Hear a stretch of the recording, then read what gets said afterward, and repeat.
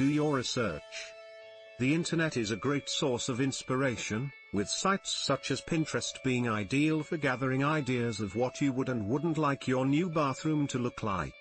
Search interior design magazines too and make a scrapbook of ideas that you can present to your designer at the beginning of the planning stage.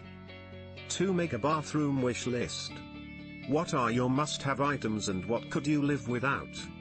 If this is a second bathroom and there is a bathroom already elsewhere in the home, you may want to use the floor space for a luxury walk-in shower.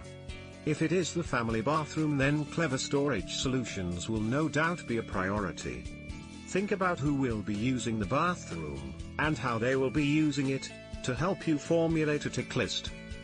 The Art Collection Guatemala wash basins, Rangoon countertop, Eclipse freestanding top, cylinder shower heads, Lazio countertop. 3. Budget well. Be realistic about how much you would like to spend on your new bathroom and let your designer know, so that the budget can be concentrated on the right areas. Also, don't forget to set aside a small contingency fund. This can always be spent on accessories when the project is complete if it wasn't required for anything else.